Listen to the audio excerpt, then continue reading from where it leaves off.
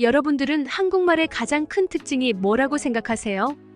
가장 먼저 떠오르는 것은 자음과 모음을 결합해서 자유자재로 만드는 독특한 방식이겠죠.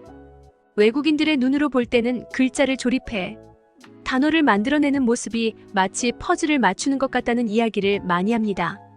그렇게 글자 배열에 따라 모양이 아기자기하고 예쁘다는 말도 많이 하고요. 또한 한국말 하면 화려하고 다양한 형용사, 의성어 의태어 중심의 뛰어난 표현력과 그것들을 이용한 다채로운 비유를 빼놓을 수 없겠죠. 다른 나라의 언어에서 찾아보기 힘든 아주 미묘한 뉘앙스까지 조절이 가능하니까요. 뭐 달콤 쌉싸름하다, 푸르딩딩 누르끼리 죽죽하다, 이걸 다른 나라 말로 뭐라고 표현하겠습니까? 그런데 여러분들은 느낌이 확 오잖아요. 비슷하게 2010년대 들어 유행하는 내꺼인 듯 내꺼 아닌 내꺼 같은 이런 뉘앙스. 여러 의미를 한 번에 담고 있으면서도 동시에 확 오는 느낌, 한국말만이 가지고 있는 매력이죠. 깻잎 한 장 차이, 이런 비유도 극도로 미묘한 차이. 영어로 by the skin of my teeth, 이것보다 느낌이 확 살잖아요. 또 자음과 모음을 바꿔주는 것만으로 의미와 뉘앙스를 조절하는 특별한 매력도 있죠. 팔딱팔딱과 펄떡펄떡, 따끈따끈과 뜨끈뜨끈, 깡총깡총과 껑충껑충. 이렇게 바꿔주는 것만으로도 느낌이 확 달라지면서 모습이 연상되죠. 이런 건 알파벳을 기본으로 한 서구권 언어가 흉내내지 못하는 부분입니다. 그런데 이런 한국어의 특징 중에서도 한국인들이 시도 때도 없이 남발하는 단어이자 외국인들에게는 몹시 난해함을 주는 단어가 있습니다. 바로 오빠 되겠습니다.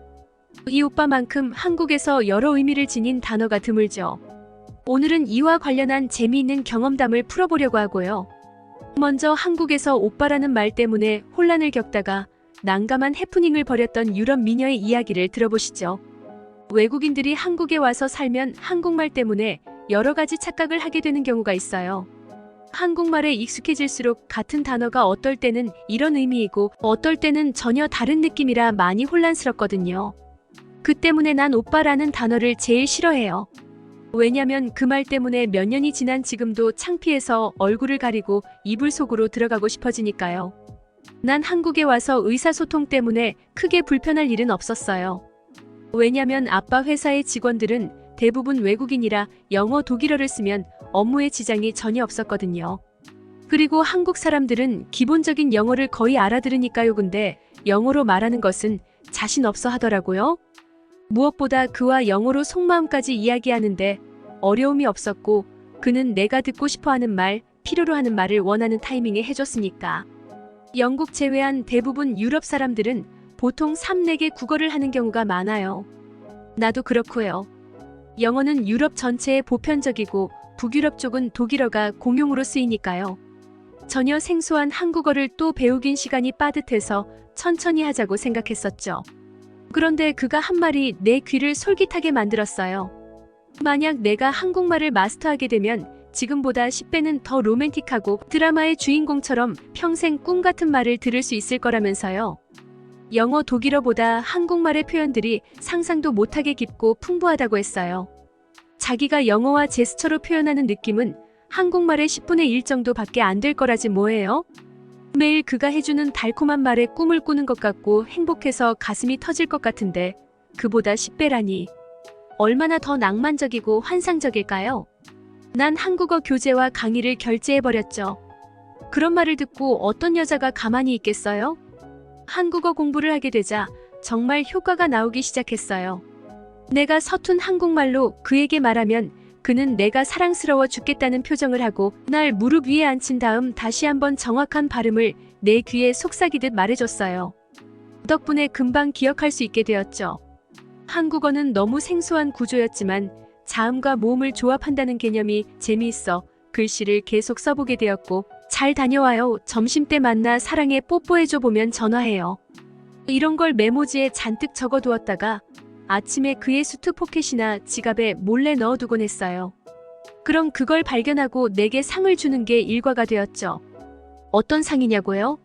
둘만 있을 때 주는 상이니까 비밀이에요. 그런데 한국말을 배울수록 혼란스러운 것들이 많아졌어요. 특히 같은 단어인데 상황에 따라 느낌이 전혀 달라지는 것들이 있었죠.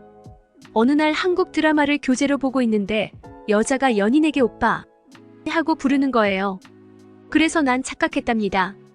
남매의 금단적인 사랑인가 하고요. 전혀 이해하거나 공감할 수 없었어요. 나도 친척 오빠들이 있지만 그런 감정을 느낀다니 생각만 해도 끔찍했어요. 그래서 그에게 저 여자는 대체 왜 오빠라고 부르는 거냐고 물어봤어요. 한국에서 연인이나 부부가 오빠라는 호칭을 쓰는 경우가 많다고 했죠. 보통 남성이 연상인 경우가 많고 많은 한국 남자들이 오빠라는 소리를 이상할 만큼 좋아한다면서요. 한국에서는 오빠라는 말을 친한 사이로 인식하고 남자들이 그 말 들으면 배려하고 지켜줘야 할 대상으로 인식한다고 했어요. 그리고 여자가 그냥 오빠라고 부른 것뿐인데 자기한테 마음이 있다고 착각하는 바보들도 엄청 많다는 소리도요. 그래도 이해가 되지 않았어요. 사랑하는 사람을 오빠라고 부른다는 건 너무 평범하고 흔하지 않나요? 난 친척 오빠 같다는 느낌 때문에 부르기 싫어요. 그는 웃으면서 자기도 오빠 소리 흔하게 하는 게 싫다고 했지만요. 만 더 이상한 건 여자 쪽이 연상이면 누나라고 부르냐고 했더니 그건 양쪽 다 질색할 거라고 하지 뭐예요? 너무 이상하지 않나요? 오빠와 누나는 다 같은 의미인데 말이죠. 어느 날 일을 마치고 그의 회사로 갔더니 사장실에서 그와 예쁜 한국 여성이 이야기를 하고 있었어요. 그런데 대화가 끝나고 나오는 길에 그 여성이 한 말에 난 충격을 받고 말했죠. 오빠 그럼 들어갈게요 라는 말. 그에겐 여동생이 없는데 그녀는 분명히 그를 오빠하고 불렀어요. 유럽에서 오는 거래처 여성들과도 항상 일로 만나니까 다른 여성들과 있는 것을 전혀 신경 쓰지 않았어요. 여자의 마음을 워낙 잘 아니까 과거에 그가 많은 여성들을 만난 게 당연하다고 생각했고요. 오히려 여자들이 가만 놔두는 게 이상하잖아요. 그가 나만의 것이라는 사실에 뿌듯했으니까요. 그런데 대체 저 여자는 어떤 사이길래 그를 오빠라고 부르다니. 그는 분명히 오빠라는 말 흔하게 하는 거 싫어한다고 했는데 난생 처음으로 속이 부글부글 끓는 느낌이 들었답니다. 눈에서 불꽃이 터져나올 것 같은 기분 말이에요. 나도 모르게 냉랭한 목소리로 물었죠. 저 여자 누구야? 하고요. 그래도 내 이런 목소리에 놀랐는지 눈을 크게 떴다가 내 기분을 알아차리고 내 허리를 끌어안고 날 무릎에 앉혔어요. 그리고 내 귀에 말했죠. 중요한 일 맡기는 사람. 책상이나 볼펜하고 똑같은 수준이니까 신경 쓰지 말라고요. 왜 오빠라고 부르는 거야? 라고 묻고 싶었지만 그가 내 머리를 쓰다듬으면서 달콤한 말을 하는 바람에 잊어버리고 말았어요. 부글부글 하던 감정은 사라졌지만 왠지 그가 얄미워서 그의 목에 키스 마크를 진하게 남겨버렸죠. 하지만 수상했어요. 그 뒤로도 그는 전화를 하다가 내가 누구냐고 물으면 웃으면서 몰라도 돼라고 하거나 내게 뭔가를 숨기는 기분이었거든요. 여자의 육감이 움직인 거예요. 물론 그를 믿었지만 뭔가 수상하다는 것만은 확실했죠. 며칠 후 그에게 말하지 않고 조금 일찍 퇴근해 그의 사무실로 갔는데 글쎄 그 여자랑 둘이 나와 어디론가 가지 뭐예요. 난 순간 하늘이 노래졌어요. 아무 관계 아니고 일이라고 생각하면서도 오빠라고 부른 여자와 함께 있는 모습을 봤으니까요. 두 사람은 가까운 곳에 있는 다른 건물로 들어갔죠.